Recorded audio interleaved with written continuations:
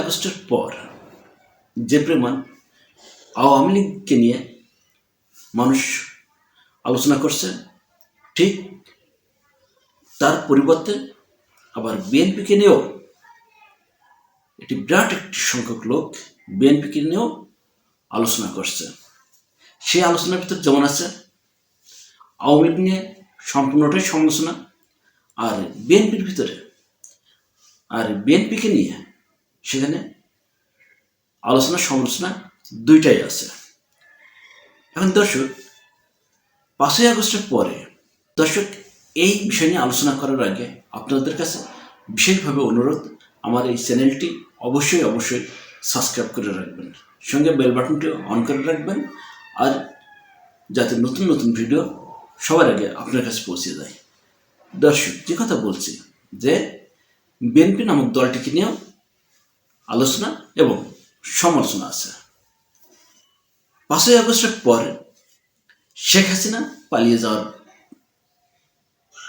এই দেশে বিভিন্ন জায়গায় বিভিন্ন সেক্টর যেসব জায়গায় আওয়ামী লীগ লোকজন দুর্নীতি করত, ফুটপাত থেকে চাঁদাবাজি করত, চাঁদা উঠাতো, এখন সেসব জায়গাগুলো থেকে কিন্তু সেই কার্যক্রম মানুষ বলছে আওয়ামী লীগ নেই।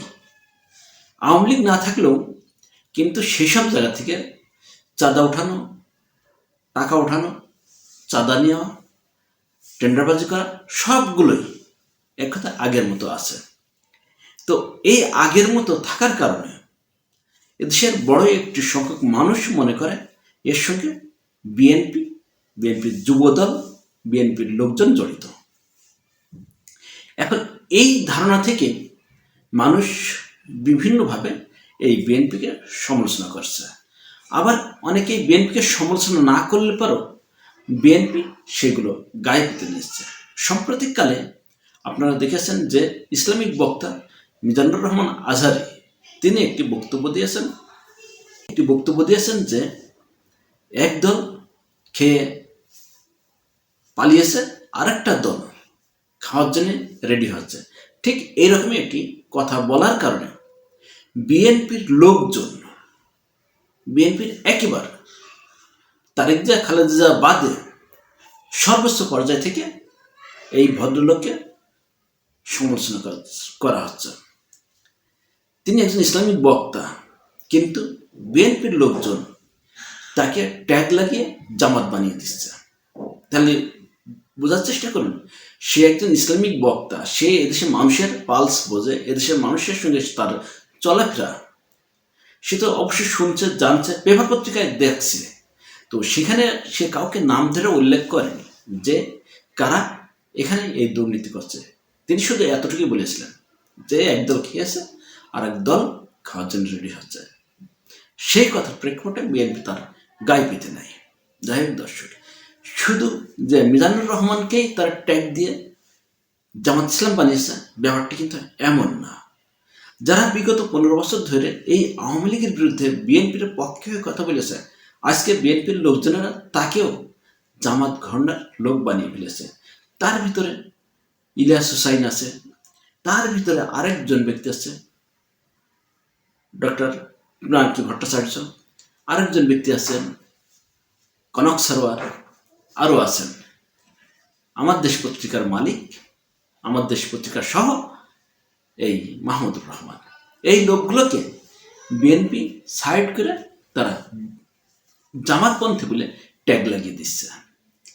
তাহলে এই যে সত্য কথাগুলো যারা বললে পারে সবগুলোই লোক কিভাবে এরা জামাতপন্থী বানিয়ে দিচ্ছে বলুন তো?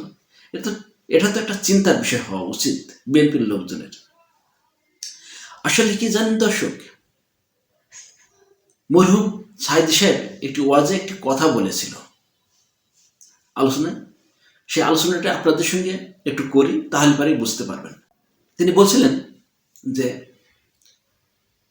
বনের রাজা সিংহ, সে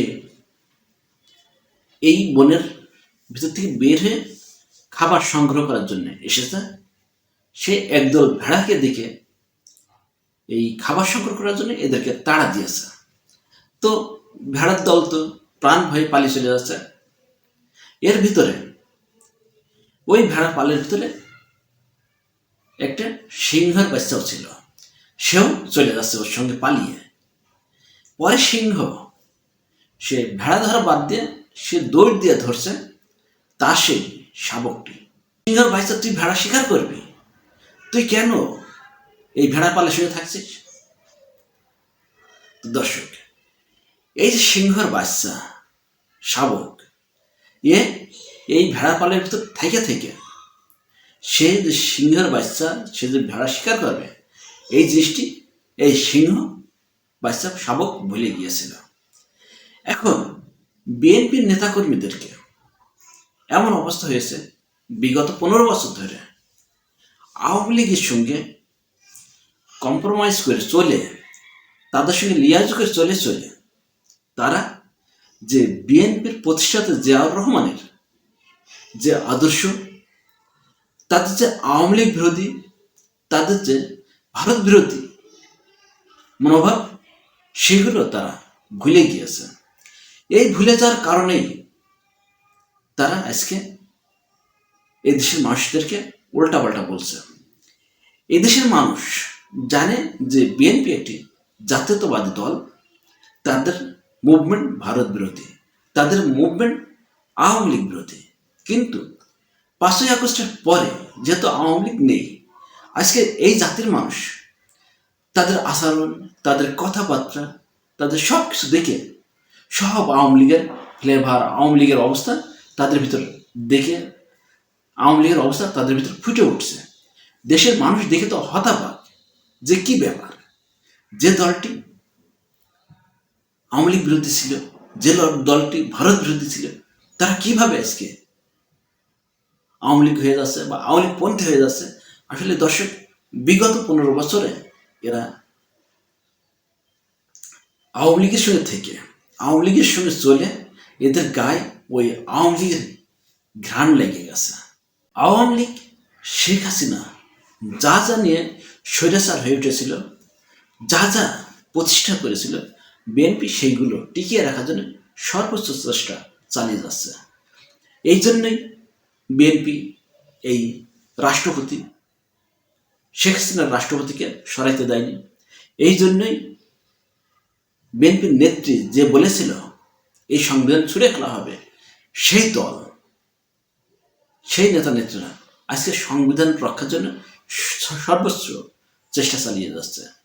অর্থাৎ আওয়ামী লীগ যা যা প্রতিষ্ঠিত করে থুয়ে গিয়েছিল, সেগুলো তারা একেবারে রাখার জন্য সংগ্রাম লেগে গেছে।